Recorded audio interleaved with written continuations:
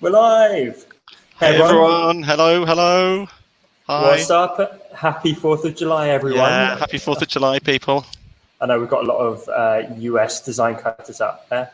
As always, can you let us know? Can you see and hear us? So leave a quick comment. Are we loud and clear?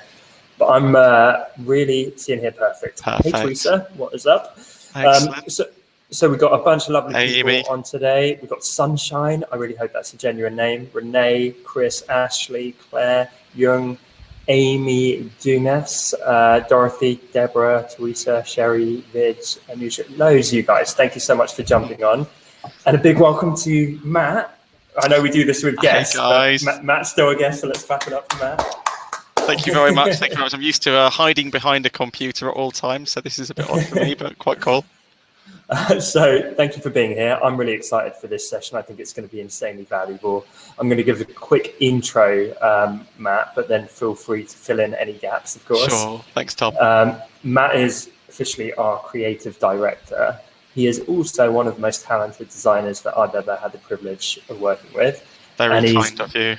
He's been in the game for over 15 years. I'm going to cover my grey hair up. Not that long. Over 15 years of 20 years nearly, of working as a freelance designer prior to being involved with design cuts. And he's grown it up basically from, I think you started like I did, right? In the bedroom. In my bedroom, one-man band, doing business cards for local businesses, friends, anything I could get my hands on, learning how to do it online, talking to local printers, giving me tips, that kind of thing, and just building it up and up from there, really. Sounds like a familiar tale to me, I'm sure. So it takes a long time.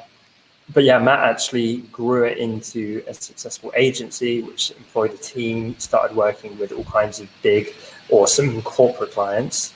So your background's always been kind of slightly more on the corporate side than mine was? Yeah, it's all corporate, really. So my specialism was corporate clients, specifically kind of in the finance sector, actually, was what I really liked to work with. Mainly because they just had fantastic budgets. So it was it was really easy to, it's really easy to earn a decent living when you're working with companies in the finance sector, because they're used to spending so much money that, actually spending some money on their branding or, money on their marketing isn't such a big deal for them, which is good. Teresa just burst out laughing. The budget comment. I know, but there we go. We talked about this recently, I think, pay for shoes. We talked about this on the podcast. Like, it sounds so obvious, but honestly, picking a client sector where they can afford you is so wise. So don't do what I did, guys. In my very early days, one of the early types of client I tried to attract was bands, who it turns out have no money whatsoever. So for them, like £100 to do their website. Right. Yeah, it's a really big deal. Yeah, won't be able to drink this week. Yeah. Alex is here as well. What's up, Alex? He is, Hey, Alex. Nice. Alex, I know. Amy says, "What am I doing in the outdoor industry?" Oh, I know. You never know that industry to work in, isn't it? Yeah, that's cool. There might be some little pots because of balance, isn't there? Yeah. So, Matt, what are you going to be sharing with us today? So today, Tom, I'm going to be looking at the documentation I put online for my agency, my branding agency, which allowed me to kind of justify, be a good word, I guess it is, justify the budgets you need for actually running an agency. Because obviously when you're a one-man band and you're presenting to clients and you're putting proposals together, etc., that's fine. You might be able to send an email with a quote in it or whatever, and it's a bit more like that. But as you build it up to businesses that are, worth tens of millions, and their marketing manager has to then show that documentation to their CEO, etc., to get it signed off, everything's got to be like a really professional level. So your brand has to be super polished in order to help you sell, basically. So that's what I'm going to be showing today.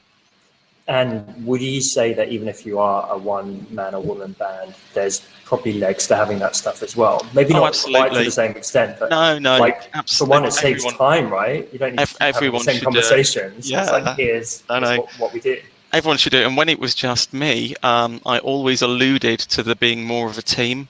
So if I say to someone, yeah, okay, well, I'll work on your design work, and it's just me, but I do have consultants that work with me, so it won't be just me, or I do use other freelancers. So just so that you have that impression that they're not just using you, there's a little bit of backup there, a little bit of structure, because otherwise it's very difficult to justify the kind of budgets you need to run a business.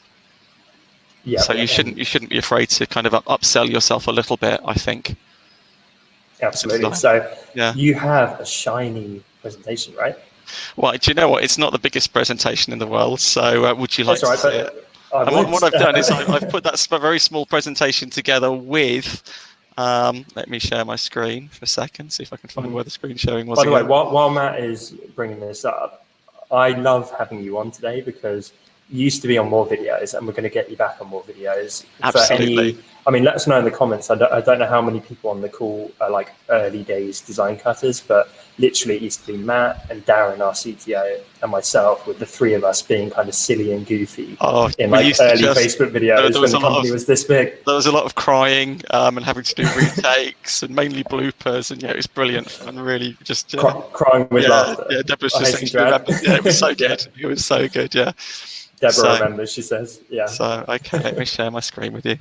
Oh, hang on a second. Righty-ho. Sure. But yeah, cool. Here we go. Perfect. Let's move myself out.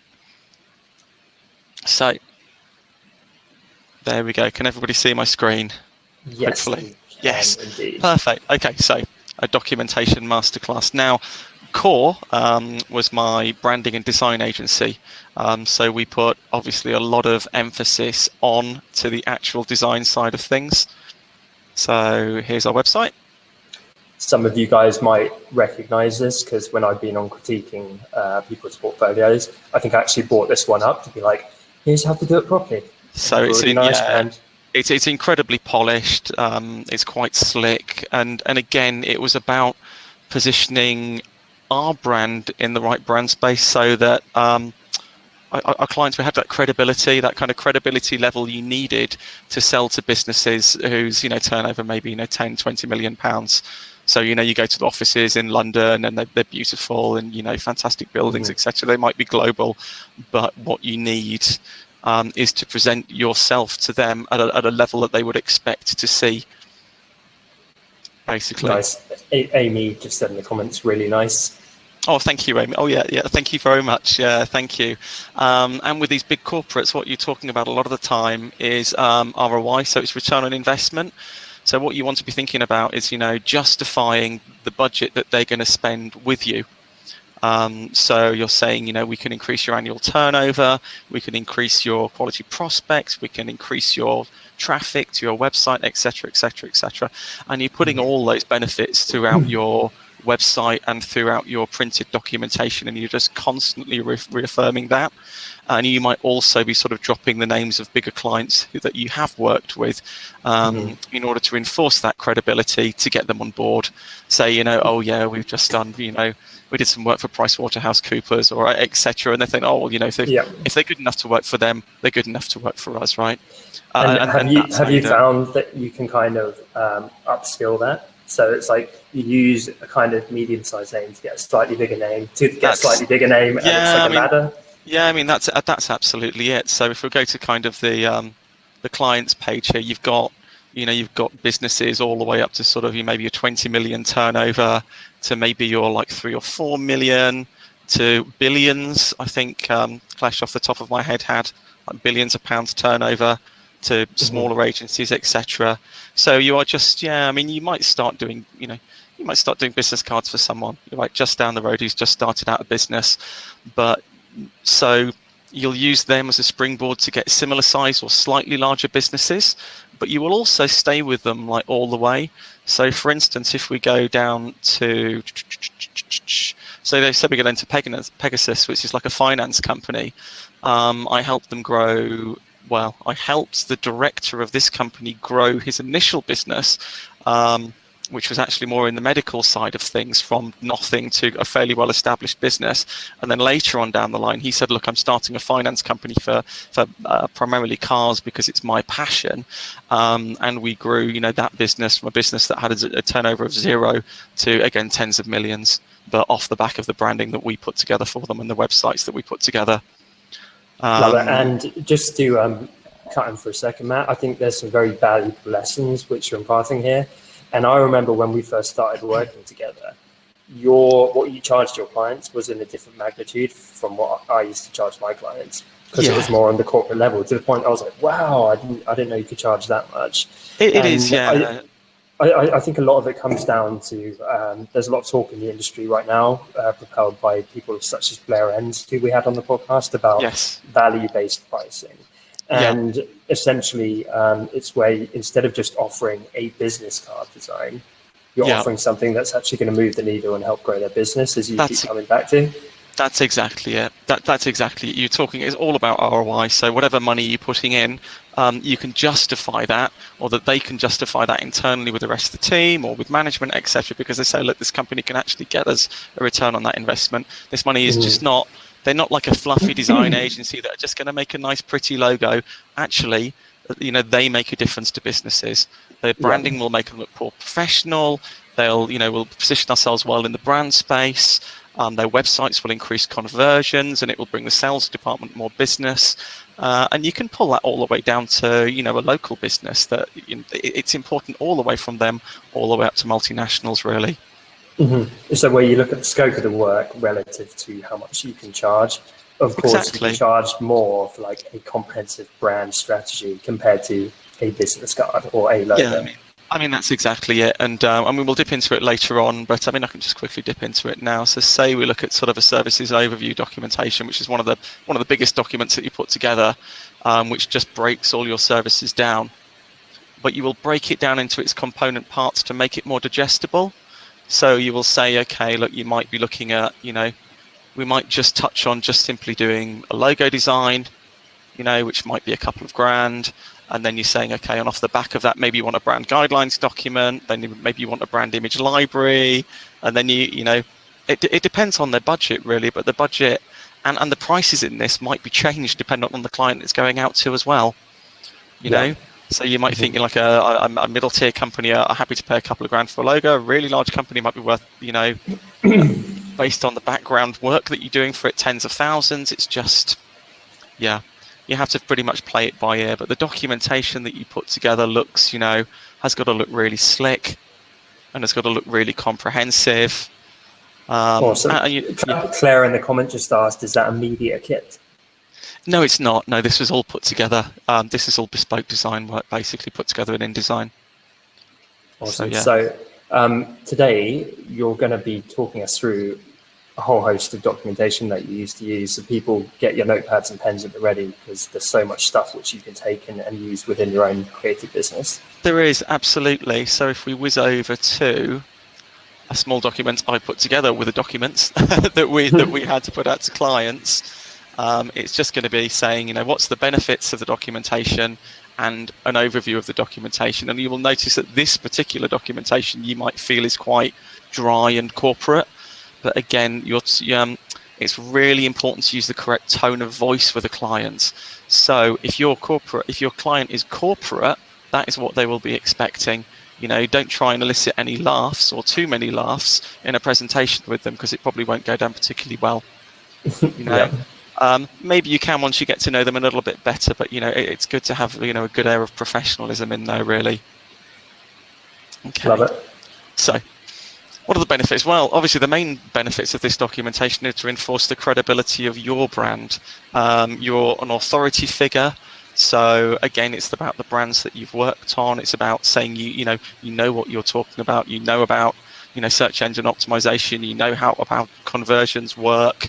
That you've proven, that you've got proven case studies when it comes to these things with other clients, etc. That you use the right tone of voice.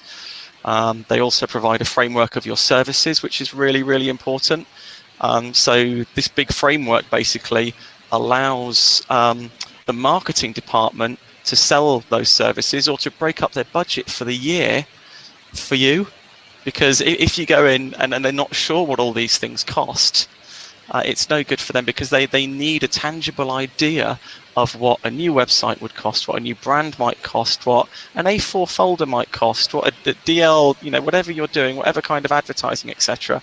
Don't be afraid to give someone a big document showing all of those costings, ballpark figures, of course, because that's really useful for a marketing department, because then they can think, okay, we've got this much budget for the year.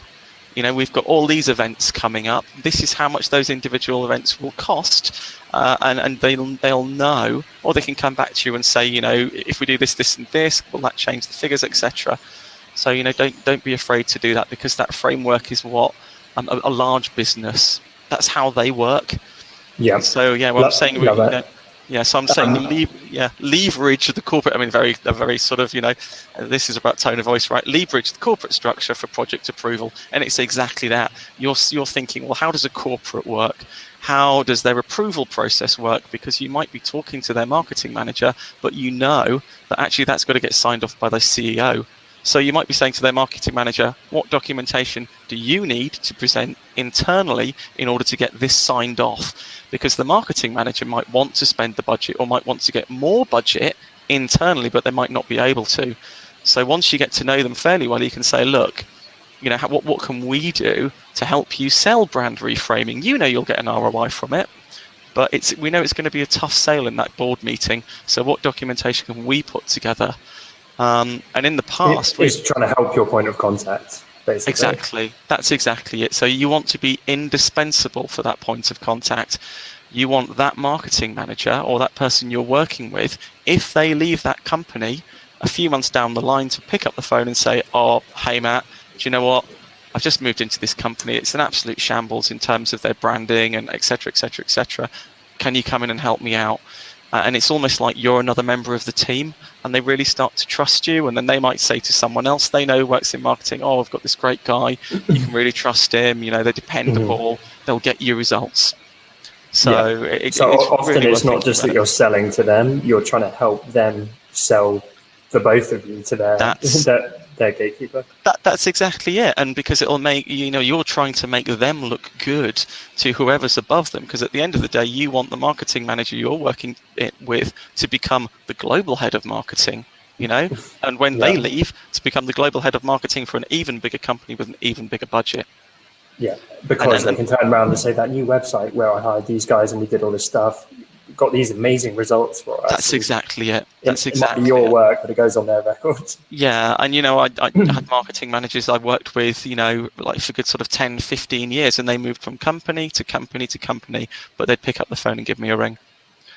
Because they knew I was just honest, dependable, really exciting words, but honest and dependable, and actually brought them return on investment and made them look good, which is really, really important, but didn't think just about pretty design.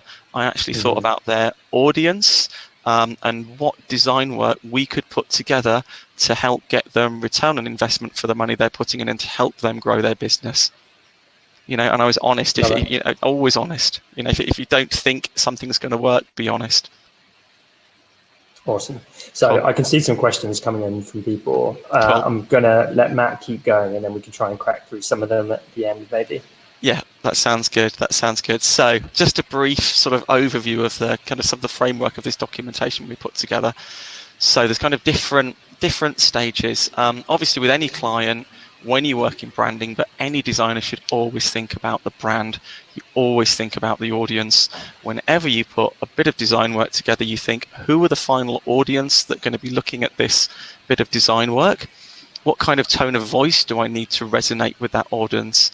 So that'll be tone of voice in terms of imagery, tone of voice in terms of copy, tone of voice in terms of iconography.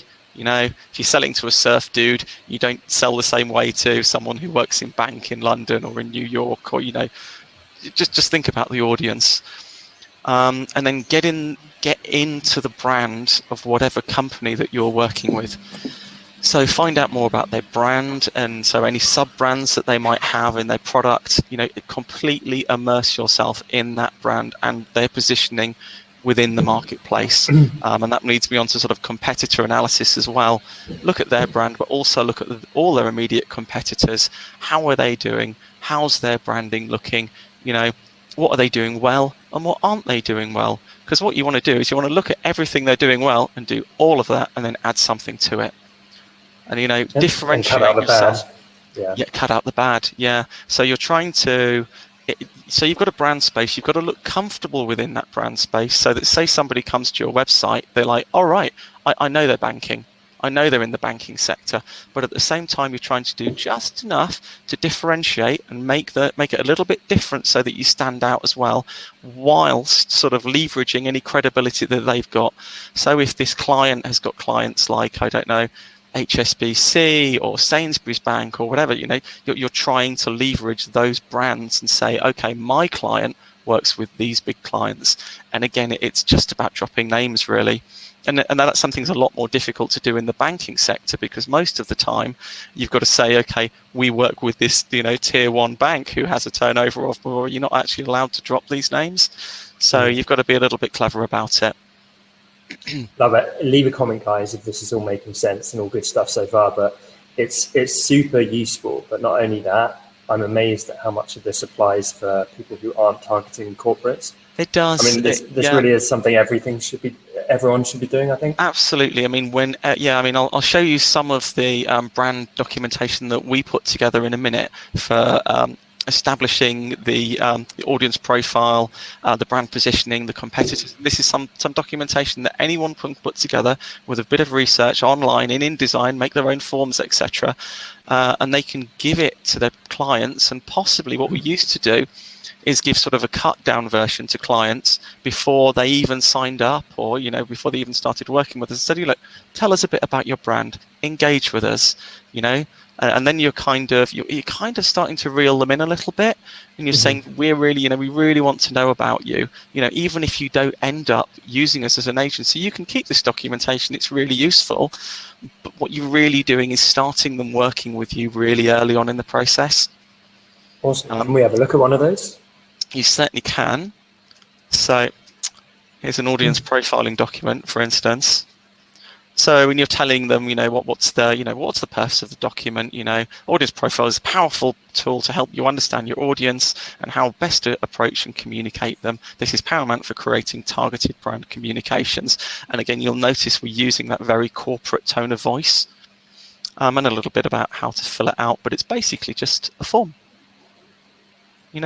Tell us about your demographic. Where are they? What are their positions? What's their status, their social status? So this is the potential client's audience or customers, like who they're serving. That's exactly it. Yeah. So if you were talking about, again, if we're talking surf, these would be surf dudes, right? But if you're talking, exactly. But if you're talking the finance sector, you might say, it's predominantly this gender. They are predominantly working in New York. They are predominantly maybe managing directors. Oh, guys, let me know in the...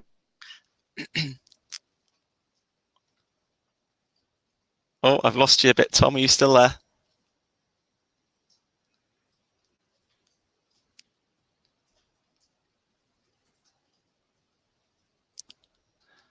Can everybody else still hear me? I could carry on. Okay, right, I'm going to keep going. SJ informs you, right. Okay, cool. So you might think, what are their values and interests? What's their visual appearance? Are they smart? Are they casual? What are their leisure interests? What's the culture? Are they into food? Are they into wine? Because, if you're putting together, say, advertising material for these people, you really want to get inside their heads and know, the demographic that they come from. Are they conservative? Are they more fair trade? And what do they actually care deeply about? Because you can start to try and write communications, or, if you're working with, say you're working with another marketing company or etc., or you're putting together advertising material, or you have someone who does internal copywriting, or even if you're like a smaller business, you can make sure that if you're writing the copy, you actually resonate with them really deeply. Okay. So just looking back at this, any more questions coming in? Multitasking. And heroes and villains is a really, really interesting one. So we want to think, what are your audience's problems, and what solutions can you provide for them? So it might be in the terms of an IT company, they have this problem with their system, and the solution is that we provide this system which fixes it like this, or et cetera, et cetera. So that really gets in the mind of the audience. Okay. So if we flip back, that's kind of the audience side of things. And then in addition to that, you've kind of got the brand positioning side of things as well, where you're talking about and you're finding out about their brand. So we've got a similar documentation in terms of that. And you'll see there's a real synergy in these documents so that they look as professional as possible. And this is saying, your brand is the public face of your business. If we fully understand both yours... I think we're back. Hey, Tom. I thought I'd just put you on the spot for your first broadcast. Yeah, well, that was really good. You properly did it. How did I do? Very well. I could watch you the whole time anyway, so I've been enjoying it. That's good, yeah. Sorry about that, guys. No idea what happened. Yeah. Issues. So yeah, it's super useful. I love this kind of stuff. And do you remember, Matt, early days, we actually did this process for design cuts? We did, yeah. We did this all for design cuts. Yeah, we had this lovely little persona of coffee drinking, creative, geeky people who we wanted to work with because they were just like us.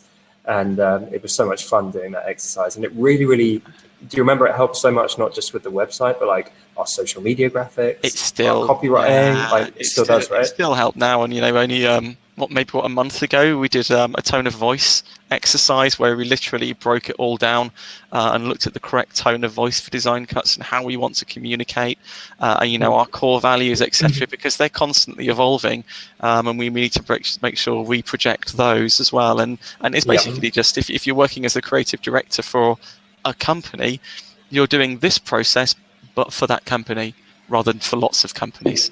When I was the creative director of a branding agency, I did it for lots of companies. Now I just do that for design cuts and a million other things, including making lots of cups of tea and anything that needs to get done. Because that's what it's like when you're running a business. Yeah, it really is. It really is. Everyone in the chat, I know Matt can't see it, but I can. Leave a quick emoji if you're enjoying this talk, because I think this is super useful. I'm cheating. I've got a secondary screen. Have you got a second one? I've got a second. I wish I had a secondary screen. Yeah. So there we go. Esther just apologising for gremlins. There we go. Teresa just left a little. Nice. Thank you. Yeah. I like this cool one from Jeff. That's cool. Hey, by the way, Jeff, I didn't say hi properly earlier, but so this audience stuff, I think I missed the end bit about heroes and villains. You did. It's super important. So basically, it's problems and solutions, heroes and villains. It's like, what are your audience's problems? So in the terms of, for instance, design cuts, one audience problem might be not being able to afford the resources. Well, our solution to that is by bundling those resources and by allowing you to bundle resources in the marketplace at a big discount. So problem, solution, so it's about knowing your audience's problems and saying, look, we're designers as well.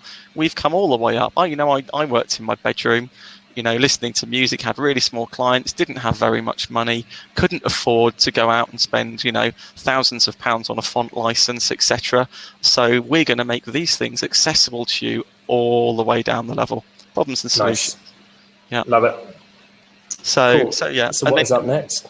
So I was just touching on the brand positioning, which is very much exactly the same thing, really. But you're looking at, what's their product and service offering, what's their current key messaging, what differentiates them from their competitors, what are their unique selling points, what are the goals of the company? Because when you put design work together for a company, what you should be doing is not just thinking about where the company is now. Where does that company want to be in 5 years' time? What's their audience now? What's their audience in 5 years' time, And you need to let that company know that you understand that. You're not just making design work for the here and now. You're positioning them to flourish in their market space. In order to do that, you need to know where they want to get to and what the goals are of the company. So it's very, very holistic. And that's going to stop your work dating as quickly, isn't it? Yeah, Because it's going to grow with them, hopefully. It's like when my mum used to buy me a school uniform that was 5 sizes too big, and I'd be drowning in it. But I would grow into it, and I'd look really sharp. Yeah, and you know, what do you want to say? Do you want to say like, oh yeah, we've had a designer in and they're advising us on our work, or do you want to say we've had a branding agency in and they're consulting us on our brand, and then they're going to quote on some design work? Well, the second one holds so much more weight, so much more gravity, and at the end of the day, you can charge more money for it. And I think that's what everybody wants to do, doesn't it? We all need shoes.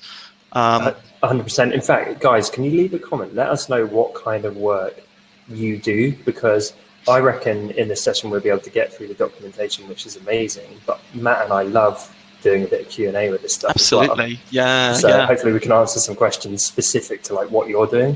Yeah, so I mean, I'll whiz through some of this really, because you know, what's the personality of the company, and then you know, what's the current position. A little bit of there's a smaller version of all these documents within, because you might just send someone a brand document but ask them about their audience, and then once you've got them hooked in, say, right, I'm going to send you an audience profiling document now, right? Now I know you're on board, who are your competitors, etc. So then you've got a larger version of these documents, competitor analysis. Like the polar bear. Thank you very much. That was all part of our branding, all part of So, and that's nice. Exactly. That's the same thing again, getting to know about their market sector, etc. So, and the geographic coverage and marketing. So you kind of, again, you're always positioning yourself as an authority figure. And in any meeting, that's what you're doing, and you're just sucking up all this information. And it means that when you sit down in a board meeting, when you know, in like, maybe you don't do it now, but in 10 or 15 years' time, you're sitting in a board meeting. And there's the global head of marketing, and there's the CEO over there, and you can actually talk about this stuff and say, oh yeah, well, we know that you're positioning yourself in this sector. We know you're doing this. We know this is where you want to be. And they'll go, oh yeah, you do. You know, you do know what we want to do. And then and you were saying, yeah, we're bringing you ROI on this by doing this, this, and this. And that works all the way. You know what I'm seeing here, Matt? A lot of listening. Like, seriously, how key is that? I think so many designers probably talk too much and don't listen enough. Well, that's exactly, all of this is just like being a sponge, right? This is just sponging it all up. You sponge all of this up, and you just refer to this every time you do design work. And not only that, but this covers your bum, basically. This covers your back, because if, you know, you're gathering all this information, and if something doesn't resonate with the audience, you can kick back to the marketing department and say, well, look, we've followed all of this, so you know, is it right? Is this right? Can we analyze it a little bit more? But you know, generally, you know, the vast majority of the time, and certainly with my business, it always worked. It always worked. Client after client after client. Yeah, and it's a repeatable formula, right? It's totally repeatable, and it's scalable, and you can use it for any size of business, and it will help you charge more money for your services, you know, and it will help you scale your business. I keep seeing people talk about this, including Ian Paget when we had him on recently. Is one of the worst things you can say to a client when you present it all at the end is kind of say, do you like it? Yeah. Because that opens up the floor for them to be like, no, not really. So the route he and many other people I respect seem to go down is, do you kind of agree that we've met the objectives of the project? Absolutely. And, you know, we weren't an agency that would present multiple designs for anything. What we would do is we would analyze their market, analyze their sector, analyze their audience, and present them with what we thought would convert to that audience, and say, there you go, this will convert. This is what we're doing. You know, and here is why it will convert, because of this and this and this and this. This will resonate with your audience because of this and this and this. And again, 9 out of 10 times they would go, great. You know, you didn't have to do like loads of design work. You just did one design which you knew was targeted towards their audience. Yeah, so you're leading it more and being more assertive instead of opening it up to the floor where they're like, oh, I don't like that green swoosh. That's exactly it, because very, very sadly, often what you have to do, you don't want someone within that company. You might get to a meeting, and I'm sure we've all had that meeting, so always someone goes, oh, wouldn't it be great if we had that in lime green? Can we make the logo bigger? Or, you know, any one of these things that you just think, oh, no. You know, oh no, you've completely derailed and not got why I'm doing this. Well, all of this documentation where you can say, well, no, we shouldn't do that because of this. Here's the tangible reason why we shouldn't do that. Here's the benefit we'll get by doing it this way. And that will just stop that. it will just stop it completely, because they'll go, okay, because you've proven why you should be doing that. So it really, really powerful tools for it empowers you as a designer, I think, and it's just fantastically interesting. There's nothing, as a designer, what's more interesting than branding? For me, nothing, because it all comes back to the brand. The business is about the brand. It's about the persona. It's about the audience. It's about resonating with that audience, and I find that fascinating, really. Yeah, me too. Yeah, love it. Cool. So if we just flip back to this, so I can just get a point of reference. So yeah, off the back of that, obviously, you've hooked them in. You've got to know about their audience and their brand and their competitors, etc. Now, you probably want to give them, as I said earlier, some kind of services as an overview documentation. And it tells them a bit about, this is my old team who I absolutely love to bits. It tells them a bit about, more, and you could just do with this you, or if it's just a couple of you, or if it's just, tell them about you. You're proud of who you are, and you're saying that we're strategic, we really think about this. We're creative, we're inclusive, we collaborate with our clients, we're forward thinking, we think ahead. Where do you want to be in the future? And we're results driven, we make sure you get results for your company. Come and work with us. And this is very similar to the advice we keep giving about your website, your about page, all that kind of stuff. That's exactly it. Might holistically be about you, but actually it's more about your clients. Yeah, you're not putting this page up and saying, we really like long walks on the beach and hot coffee. Like, if you're making it about how you can help them. That's exactly it. We had this many cups of coffee a month. I mean, okay. I've seen how that. Many agencies have you seen that in the footer? And I'm like, right, but that's, you think that's cool, but I can pretty much guarantee that no marketing manager seeing your website will. And that's the person you're selling to. Resonate with them, not yourself, because you're just massaging your own ego otherwise, and you won't get the work. Cool. So then, as I said, I touched on this earlier. You're breaking Matt, it. Do you mind right-clicking on the Slack icon and hitting close if possible? Otherwise, we're going to get notifications coming Not at all. Sorry about that. Yeah, I think that's something that's sneakily opened in the background. Actually, I closed it's right. I'm just scared what someone like SJ is going to say in the background. It's going to pop up like Love Island chat or something. Who wants a cup of tea, I expect, or whether chocolate biscuits, or who hasn't cleaned their cutlery away. Okay. So but make it slick, make it beautiful, but make it convert. And bring a bit of humour in if you want to, but do it in an intelligent, high-end way that's going to resonate with whatever client or whatever your audience might be. Ours was corporate, so it's all very high-end, but you're still trying to push a personality into it at the end of the day. Break down your services. What do you do? Okay, we're putting together like a company logo and brand toolkit for you. It's not just the logo. What are we going to do off the back of that? We're going to look at your audience profile. We're going to look at your brand positioning. We're going to look at your competitors. We'll create a mood board with designs and concepts, and then, it's a process. So they kind of see the value of whatever service you're giving them. You're not just saying to them, we are going to make you a logo. Well, that kind of just this, it's like, well, that's just making a logo. That shouldn't cost very much money, should it? Well, actually, there's a really big process that should go into putting together a corporate logo, and this is the kind of process you actually need if you're going to do it properly. Yeah. So, break it down, demystify it, show that you understand what you need to do in order to resonate with their audience, and they'll really appreciate that, and give them, give them an estimated price from, which is what we always did. Basically, you're setting the benchmark for that price, but you're setting the lower, you might set the lower end, but you're giving the expectation that if they're a larger client, it's going to be more.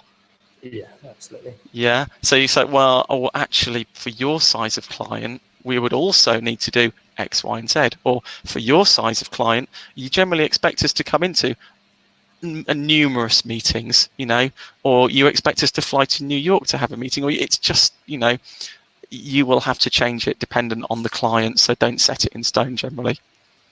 And this might sound bizarre to some people on the call, but is it fair to say some clients don't want to pay less because it would just seem Mickey Mouse to them? That's exactly it. That's exactly it. All it will do is reduce your credibility with the client.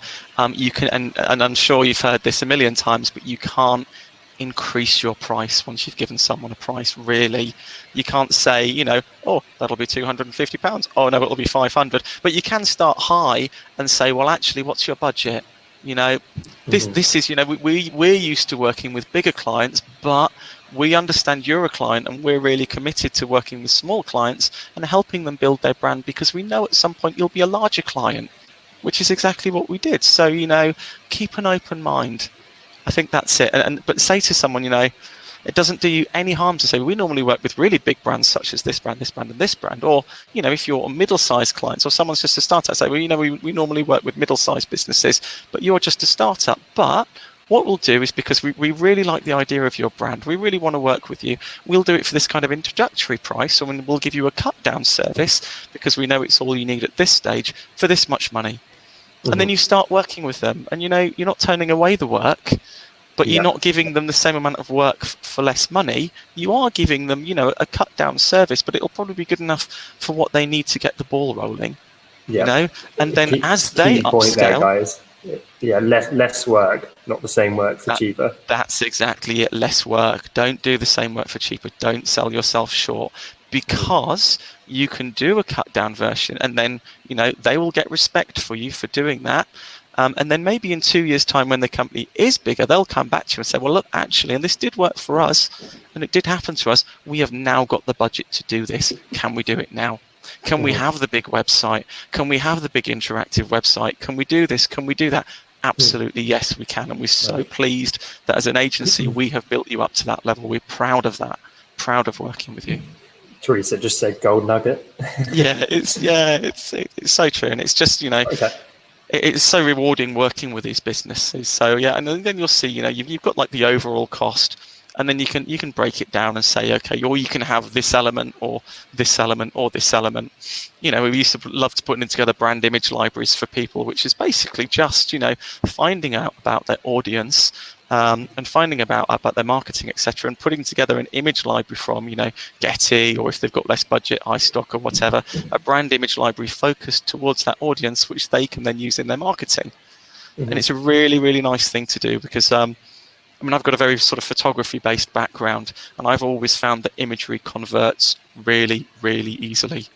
You use a stunning image, it's got a lot of impact. And you use the right stunning image, it will communicate with that audience instantly, and it will make them read the messaging. So, there's a couple of questions here. I think it might be a good time to address these. Sure. So our very own Alex asks, a fully comprehensive document like this can make all the difference.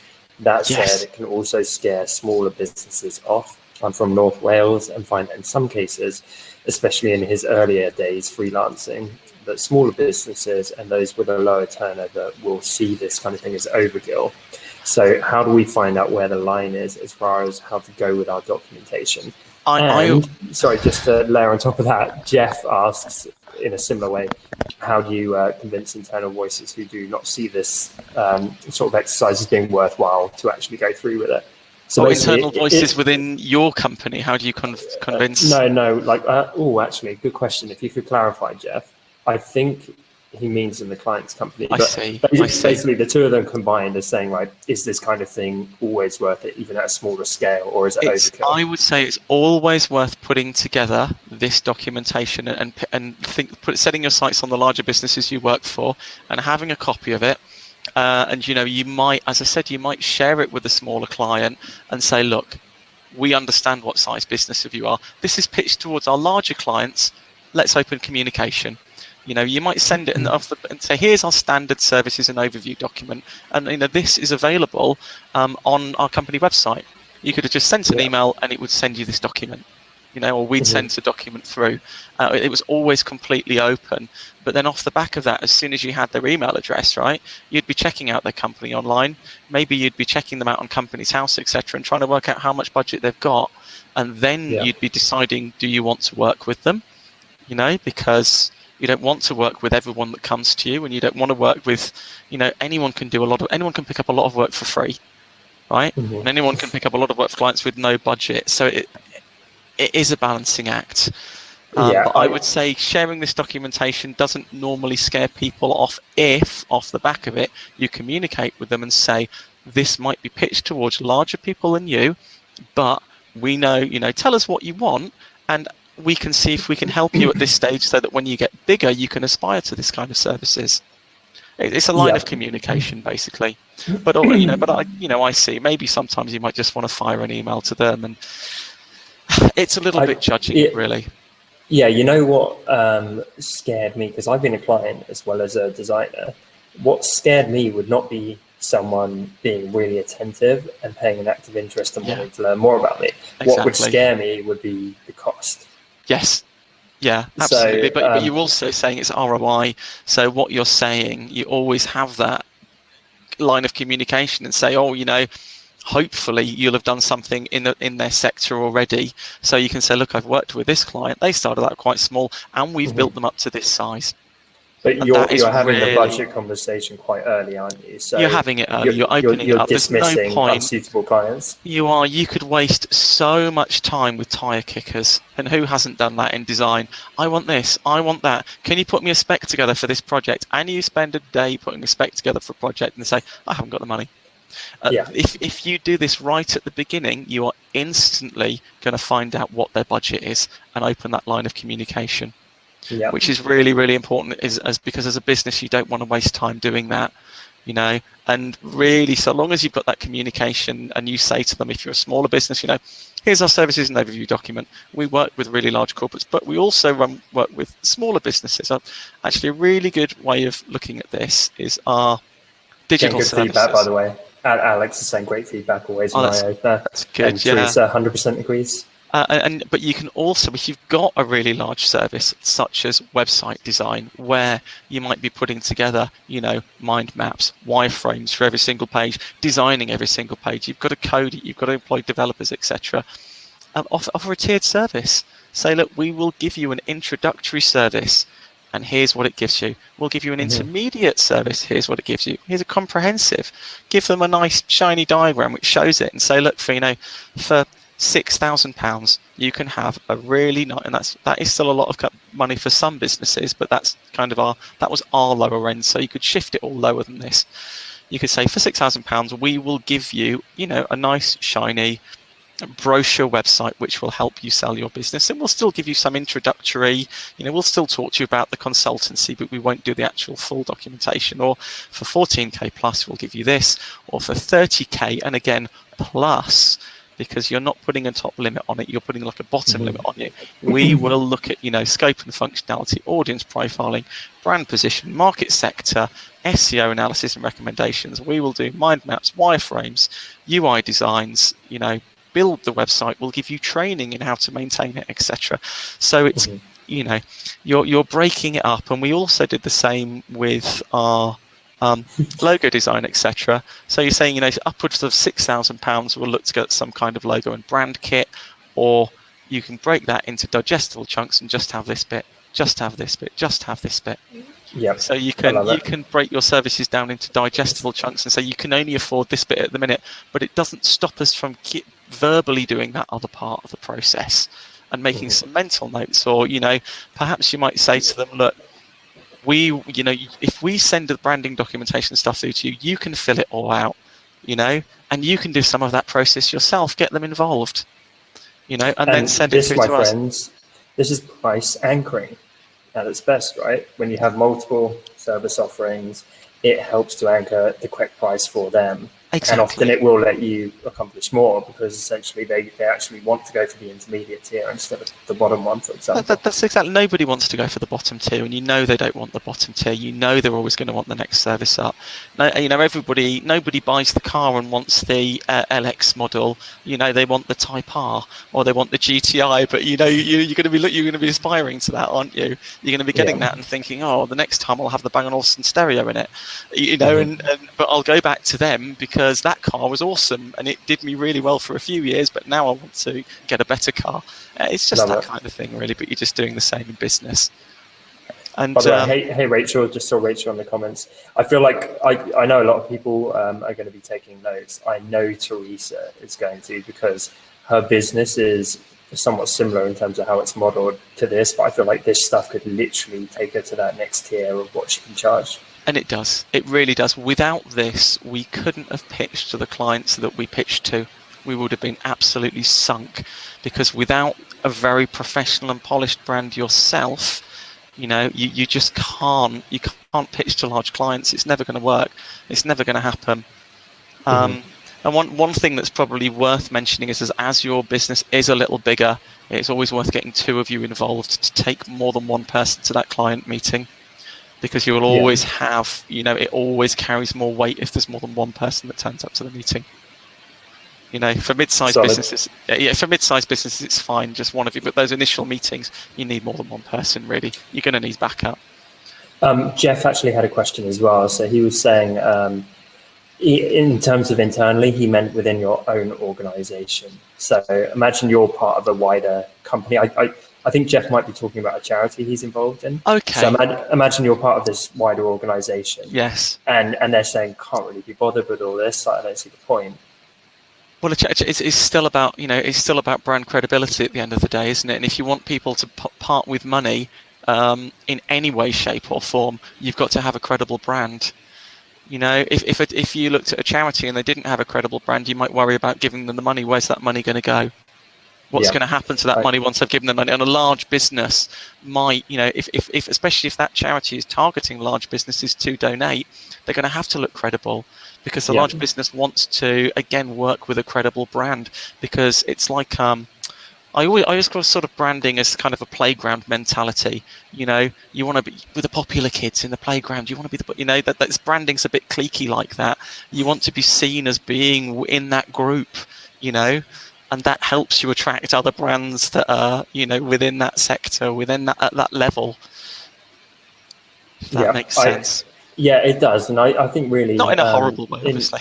I think like in Jeff's case, it's kind of having that internal conversation of saying, it is. I'm not doing this for the fun of it.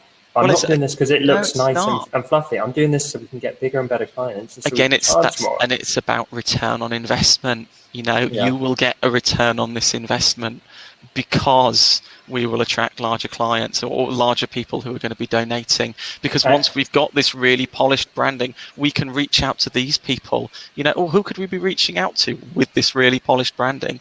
Who could we be attracting? What other people in our sector that we aspire to be like? What do their brands look like? What do they do? Oh, hang on a minute. They do this already. If we don't do it, we're going to look like amateurs, You can't afford to have a not polished brand in any sector for any business, because people judge. People are so visual, they will look at your brand and they will judge you like that, because children judge branding from a really, really early age. What trainers are you wearing? What clothes are you wearing? And you just what car do you drive? People just judge brands, and they really do pigeonhole. It's just human nature, unfortunately. So you've got to be really careful to project the right brand visually and in tone of voice. I think as well, something, it's all well and good saying, well, to attract bigger businesses and charge more. Something which is like an immediate win is Jeff or anyone else saying, well, every time we onboard a client, it's, sucks up 6 hours of time going back and forward having these conversations. So this gives us a scalable framework where they do the legwork. Do you know what? That's very, very wise. It really does. It really does save absolutely loads of time. You've got this standard documentation. You don't have to rewrite it every single time. You put together a big scope and functionality document. You just make a few small tweaks based on the client, send it out. It's really quick. Or it's on your website and they can ask for a copy of it and you just send it out. Boom, gone. Rather than thinking about it every single time, I'm going to quote for this client, because if you do that, you're going to waste a load of time with tire kickers. This gets rid of all those tire kickers. We don't like tire kickers. No, we don't like tire kickers. Don't kick my tires. Yeah, but I think as a designer, and I worked for a long, 20 years doing this, so I know how much time you can burn doing proposals, etc. That this will pay dividends. Time is money. You could be sending this out quickly and doing some design work. So we've got a couple of other questions that have come in. Amy asks more of a detailed question, but the price is given as an estimate in the services overview, e.g. brochures, business cards, etc. Sure. Is that including print prices as well, or just design? Absolutely not. Just design. No. Okay. We didn't include print prices. Generally, my agency at least stayed out of print, because especially with larger businesses, they will often have a few different print partners. So what you do is you'd say, we will prepare the artwork ready for print. Okay. We will give you that artwork and you can send it to print if you want. Or I think I've lost you again, Tom, possibly. Have I lost you? Oh, you've frozen again. Okay, but I'll carry on. So where was I? We will give you that artwork ready for print, or if you want us to deal with the printer, we will charge you a small sort of surcharge on top of whatever the cost is. So that might be sort of 10, 15% to actually deal with that printer, if that makes sense. So you're charging a small charge. So say if the print run is, 2,000, 20,000, you're getting a percentage of the cost of that for dealing with it, if that makes sense. So I'm just looking at that. Sorry. So as Tom's here, I'm just going to read the comments as well over here. Hello. Yeah, I do that with the printing as well. It works great. Yeah. So it's you know what? Because I got embroiled with printing for ages, and I said, we'll do your print for you, etc., etc. It's just not worth it, because if there's any problem with the print, it can also come back as you as a business. You don't really want that. Matt, can you hear me okay again? Yes, I can. Yeah. Tech gremlins. We've never had this. It's going bizarre. On? You should come over to the photo booth like I've got. Yeah, I know, right? I know. I'm going to take some photos. It's passport photos for me later on. Can we get like a jazzy red velvet curtain? Yeah, hang on a sec. Can someone get me anyone jazzy? Yeah, later on.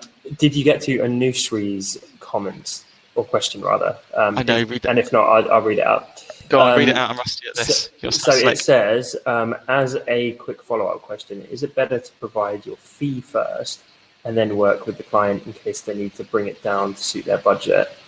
She also says, I'm from India and I have had cases where my fee has been too high, and when I suggest that I work within the client's budget, I get no response from them and the deal is off. Okay, well, the way we used to do it, and I think I said I could alluded to this earlier on, and it's my only, is say, this is the services we will give you for this budget, but if you want it at this much, we will give you that service, but we won't quite provide the same service. So it's like it's the price anchoring again? It's the price anchoring again. It's like, yeah, that's absolutely fine. I understand that's your budget. So we will, rather than giving you an audience profile and rather than doing all this documentation for you and talking to you, we'll send that documentation to you, fill it out. You have a think about it and give us, the more work you do, the more that decreases our time and the less we can charge you. Mm-hmm. Yeah. So this is something that I remember going through, and I'd be really intrigued what your thoughts were. So in my earlier freelance career, I remember being really stuck about, should I ask them their budget to start off with, or should I provide like a framework for my pricing? Because it always seemed really crazy when you talk to a client and you're like, what's your budget? And they're like, well, tell me how expensive you are. We did it. We provided a framework for our pricing first. Yeah, and for me, that's much more honest. And then off the back of that, if they went, we would say to them, what's your budget? We understand, you do a little bit of due diligence on them first before you send any of this stuff out. I mean, the website asks for their email. Their email is generally, if they're credible, is a business address. You can look at their business online, and you can look at how many employees they've got, etc., etc. You can actually scope their business out, and you've got a pretty good idea of what they can afford before they come to you, really. Sure. And that works all the way down the scale. If it's if you're doing a local tree surgeon's business cards, and it's just them, they probably haven't got that much money, right? So you would say to them, yes, just starting out, perhaps in 5 years' time, you'll be a really large tree surgeon business. Perhaps we can help you out at this point, and get them down that way of thinking at the beginning. But so it's not just sending the stuff out like willy-nilly. It's actually thinking about it first, really. Yeah. It's trying to scope them out, Mm-hmm. Definitely. And we've said before on this show, if you were selling Ferraris and someone came along and had like £500, you wouldn't say, okay, fine, it's yours for £500. No, you say, you wouldn't. Sorry, but there's £500 cars down that way. Yeah. Point them in the right direction even, but... Exactly, help them out and say, you might know another designer who's... So if you've upscaled a bit as a designer, you might know one that's just starting out, and you might say to them, okay, well, I'll put you in touch with them. You can trust them. They're really great. Mm-hmm. But when your brand is a bit bigger, come back to us. Yeah. I I can think of people even just in my Instagram following, where I know some have just started, but they show lots of potential. And I know some that are way more established, like, for example, Teresa has been doing it a few years. So if occasionally I get work and I don't freelance anymore and I'm like, okay, I'll pass that to them or them. Like if someone had a tiny budget, I would give it to the guy in my following who had talent, but is basically taking any work that comes his way. Because he won't mind a lower budget. And actually what might happen is that client, by saying to them, I'm really sorry, but you're not ready for us as a business, they might go and get some more money together. Because telling someone they can't have something is a really powerful tool for making them want it. They're like, oh, makes you want us more. Here is a Ferrari, but you can't drive it, you can't afford it yet. Like you're going to think, oh, well, I aspire to that. Actually, maybe I can afford it. Maybe I can afford that entry level Ferrari, and then I can over time afford the one I actually want. It's a bit of psychology going on, really. I love it. Matt, that was an unbelievably value-packed session. God, I can't believe that's it. It's so quick. Gone. I could go on forever. So could I, but to be honest, you're going to be hosting some of these, but equally I am. Have you back as so as a guest, please be gentle with me. Amy says her hand is tired from writing. Oh, well, that's the best great. sessions. I'm sure there'll be some follow-up ones to this. I'd love to do one on brand reframing, which is something I feel really passionate about, and show everyone, how you can carefully then reframe a client's brand off the back of all of this without risking their business, but then just get that ROI that helps them move forward. Yeah, amazing. Let's guaranteed get that in the diary. But thank you for being so giving. I mean, you literally given an under the hood look of the exact documentation and the exact processes. So that's I feel incredibly passionate about. I love brand. I love running a business. I could go on it. Talk about it forever, really. And I love helping people grow their businesses because I've done it. I've been there and I've done it, and I know it's really, really, really hard. I know the stresses of a business owner, and I know the stresses of a one-man band, and you need the support. So, very happy to give it. Love it. Claire says, thank you. Made so many notes. Extremely useful. That's brilliant. Deborah thank you, very Claire. informative. Thank you, Deborah. Yeah, thank you. Thank you for listening. Jeff says, great session. If only our charity could afford you. Well, the irony is this business is on hold, obviously, because now Design Cuts is the priority. So part of the Design Cuts crew now. Exactly. Abby says, thank you, great information. And thank you from me as well. I know we work together every day, but I always love geeking out with you over this stuff. I really know your stuff. Yeah, and I'm looking forward to doing more of these things with you, Tom. It'll be good fun. Yeah, so and also actually before we jump off, everyone, Teresa says, Tom, you've got a good one. Yeah, I know we do. We've got a great creative director. Speaking of which, leave a comment. Who's noticed we might have a slightly different design on the Design Cuts website? Yes, that's a really good example of reframing rather than replacing again. It's iteration rather than throwing something away, Susie, yes, there will be a replay as with all these sessions, and it will be going on our YouTube and in our Learn section. So Teresa noticed as well. If you haven't had a look, we'll stay on just for a few minutes because I really want you guys to see this in action. Go on a different tab and go to our homepage, designcuts.com. And in fact, we've got it up here. There we go. Let's bring it up for you. Look at that. So there we go. We have got our new website, and we deliberately didn't go like crazy with a totally different design. It's just been a bit of a cleanup. It has, and there's a shall I tell everyone the very good reason for that? Yeah. And it's all down to conversions, basically, because we know what the conversion rate is off the current website, and if you change loads of things on a website and then you launch it and the conversion rate goes higher or lower, you don't know what changes actually made that conversion rate shift either way. So what we've got loads of really cool things that we're going to bring out on the site, but we'll A/B test all of them on the site. Yep. So there'll be different layouts on product pages and different this, different that, and we'll be looking to obviously improve our conversion rates on the site by resonating more with the audience, giving you guys more of what you want, etc., and asking you what you want, and then actually doing it on the site, but testing it as we go along carefully. And I can't wait. And we basically are incredibly talented dev team. I've been working on this for ages. So absolutely. It might look just a little bit different, but the whole technical framework of it is very different. It really is. Means the we're now on a platform where we can like iterate and evolve quicker than ever. Yeah. And this is going to be amazing. Like, this is literally a first announcement about this for you guys and anyone in the community. This has literally gone live today. But it means we're going to be able to get all of your requests for like new features and stuff you want to see and actually build it out much quicker because we've got the platform to do it. So it's going to be very exciting times. Yeah, it is. I can't wait for this year. Yeah, it's cool. But yeah, I love the new site. I keep looking at it. It's so shiny. Yeah. So good job, Matt. Thank you, everyone, for jumping on today, especially the Americans in the audience. Yeah, and the 4th absolutely. of July. Yeah, and be with your families. Yeah, I know. Go. Yeah, go enjoy it. But Matt, thank you again for jumping on. No worries. I'm feeling we might be continuing the chat tonight. Yeah, I just love talking about this stuff too. But yeah, you nailed it. And we will see you guys soon. Exciting stuff. Lovely. Thanks, guys. Bye. Bye-bye. Bye.